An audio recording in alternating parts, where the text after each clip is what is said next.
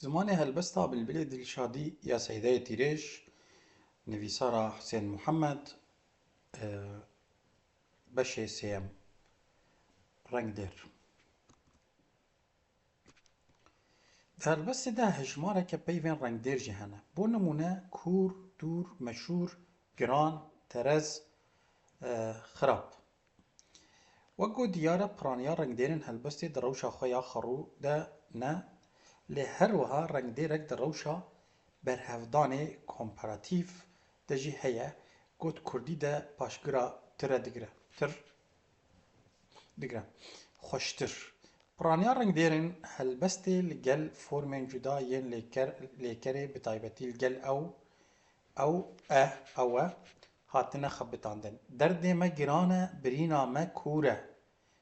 Derdê me giran e, birîna me kûr e. Rêça me dûr e. Got carnan e nehatiye bikaranîn lê dîsa jî meqsed ew e. Karwanê me va bi rê ket. Lê şev reş û tarî. Divê bi gota tarî ye. Şev reş û tarî. Carnan jî rengdêr bi navdêran ve hatine girêdan. Bo nimûne rojên di dijwar, çend sal û zamanên di xerab. Meljortir jî di beşa navdêran de jî behsa vê yekê kiriye ku şair çawa navdêr û rengdêran bi hev ve girê dide. Cînav di helbestên de çend peyvên cînav zamîrên pronavên îngilîzî pronouns tê gotin jî têne bikaranîn. Hinek ji wan cînavên kesî ne bi taybetî me çendîn caran tê bikaranîn. Me cînavka me carekê bi forma xwe ya neçemandî em jî û her wiha cînavê tu te jî gava gobangî bilbil dike tê bikaranîn. Peyva wê çendîn caran di helbestê de tê bikaranîn lê tenê carekê ew cînav e. Rewşenkirî Kurdistan bi carek wê seraser. Ango wê Kurdistan bi carekê jî serekî heta serê din ron kiriye. Wek din wê bi piranî wek lêkereka alîkar ya dema bêt ya lêkeran hatiye bikaranîn. Wê roj hilê rohnî tê keve şûna şevê ye. Wê roj dê bikeve dê. Karwanê me wê bighêje war û meqsedê ye. Karwanê me dê bighe. Ji bilî cînavên kesî her wiha çend cînavên din jî di helbestê de cih digirin. Xwe, hev, herdû, dî. Şair li cihê din ya niha di zimanê nivîskî de serdest di helbesta xwe de cînava dî bikartîne. Hawayê dî, awayê din. Di helbestê de her wiha cînavê pêvekirî zeliqan dî î ango wê jî peyda dibe. Rewşenkirî Kurdistan bi carek wê seraser. Ango kirî ew bixwe wê kir. Di rastiyê de hevokê de cînav hatiye dûbarekirin. Rewşenkirî Kurdistan bi carekê wê seraser. Rewşen kir ew wê yan ew wê lê wisa kiriye rewşenkirî Kurdistan bi carekê dîsa cînav bikaranîye wê seraser. Bi ihtimaleke mezin ev dûbarekirin ji ber şert û mercên vehûnandina helbestê hatibe kirin. Hoker, em giyan ser beşê hokerê.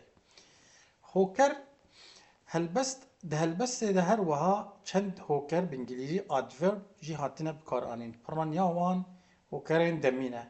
Îro li me ferman e.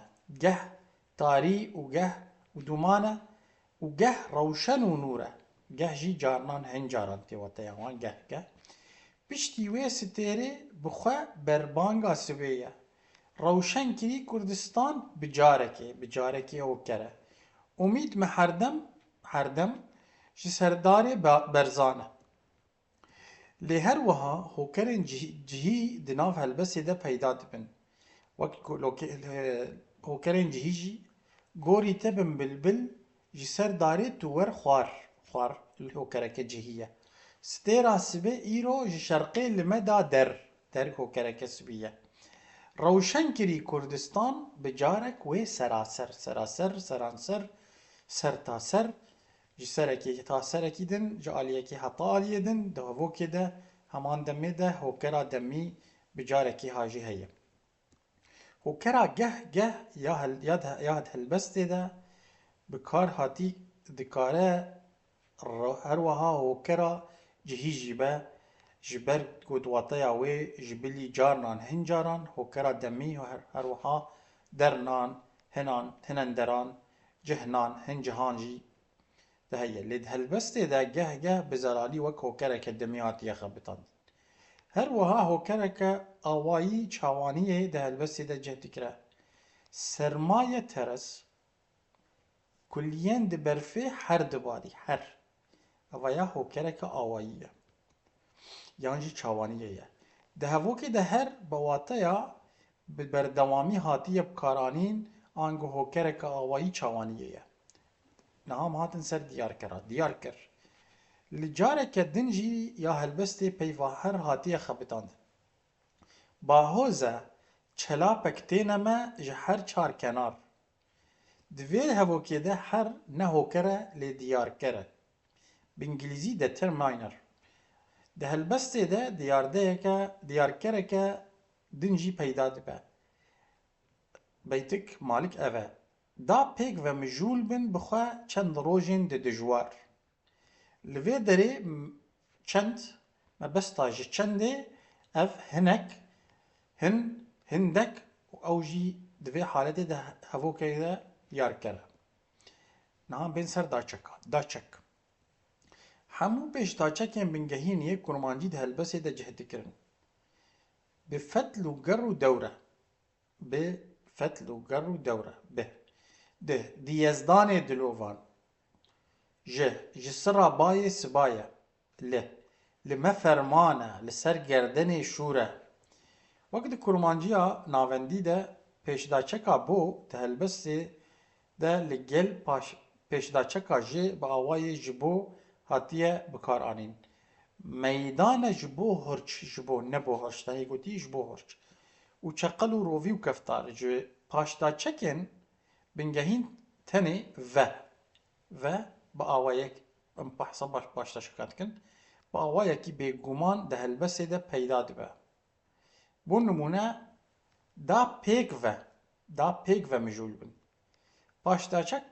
Paşdaçeka bingehîn re bi forma xwe ya ra dibe bi gotina me ji hev ra diqetinin were dîtin lê bikaranîna ji hev ra di hevokê de hinekî xerîb û seyr e loma gelek berhemê wê raye weke beşekeş peyva radiqetînin şîrove dikin û dinivîsin. Me ji hev raqetînin ango rehên me ji hev dibirin.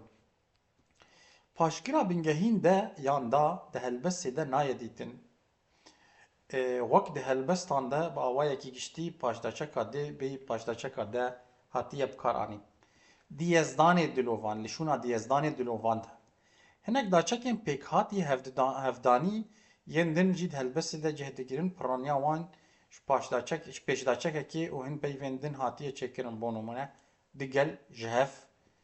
Lêk her wiha daçekeke pêkhatiya paşdaçekeke bingehîn jî heye. Pêk ve ji bi hev re kurtkirina bi yek re. Ji bilî pêşdaçeka û paşdaçekên bingehîn û pêkhatî her wiha hinek daçekên hin din jî tên dîtin bo nimûne nik, cem, bal, rex, alî. Dîna xwe bide nik bayê barîn. Ango bala xwe bide bi aliyê bayê barîn ve.